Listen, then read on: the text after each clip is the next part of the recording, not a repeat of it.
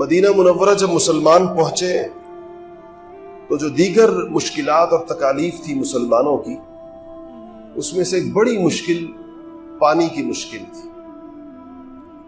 بئر روما کے نام سے ایک بہت مشہور کنواں ہے مدینہ منورہ کا، جو اب بھی موجود ہے اور آج بھی چل رہا ہے۔ اس کے بارے میں دو روایتیں ہیں۔ ایک روایت تو یہ ہے کہ یہ بنی غفار کے ایک آدمی کی ملکیت تھی، اور رسول اللہ صلی اللہ علیہ وسلم نے ان سے کہا تو انہوں نے کہا کہ میرا تو یہی ذریعہ معاش ہے، میں اس کو وقف نہیں کر سکتا۔ اس کا پانی بکا کرتا تھا، بڑا ٹھنڈا اور بڑا میٹھا پانی تھا، اور ہر ڈول کی جو اس میں سے ڈول نکالا جاتا تھا اس کی بڑی بھاری قیمت تھی۔ دوسری روایت یہ ہے کہ یہ ایک یہودی کی ملکیت میں تھی، اور جو یہود کا مزاج ہے اس نے اس پانی کو انتہائی مہنگا کیا ہوا تھا، اور صحابہ جو مہاجر آئے تھے غریب تھے اور ان کے پاس اتنے مالی وسائل نہیں تھا، ان کے لیے اس کا پانی خریدنا بڑا مشکل کام تھا۔ تو رسول اللہ صلی اللہ علیہ وسلم نے فرمایا کہ کون اس کنویں کو خرید کر مسلمانوں کے لیے وقف کرے گا، میں اس کے لیے جنت کی ضمانت لیتا ہوں۔ سیدنا عثمان غنی گئے اور اس یہودی سے بات کی کہ کنواں بیچ دو، مگر وہ اس کنویں کو بیچنے پر راضی نہیں ہوئی۔ تو اس نے کہا کہ یہ تو بڑی تجارت کا ذریعہ ہے، تو آپ نے اس کو پھر اس پہ راضی کیا کہ آدھا بیچ دو۔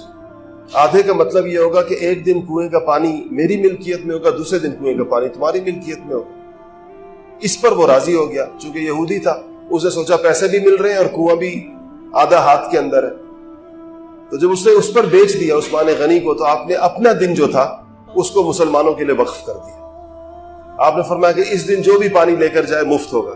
اب جب ایک دن پانی مفت مل رہا تھا اور دوسرے دن مہنگا مل رہا تھا، تو لوگ اسی مفت والے دن میں بھر کے لے جاتے تھے، اور مہنگے والے دن کوئی نہیں آتا تھا جو یہودی کا دن تھا۔ وہ خود عثمان غنی کے پاس آیا اور کہا کہ یہ باقی آدھا کنواں بھی خرید لیں۔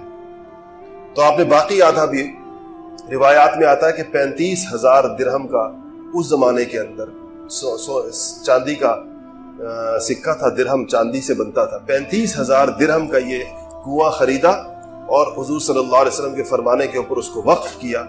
آج بھی 1400 سال گزر گئے ہیں، وہ جو آپ نے دیکھا ہوگا جو مزرع عثمان کے نام سے مدینہ منورہ کے اندر ایک باغ ہے، اس کے اندر وہ کنواں آج بھی موجود ہے، اور ویسا ہی ٹھنڈا اور ویسا ہی میٹھا ہے۔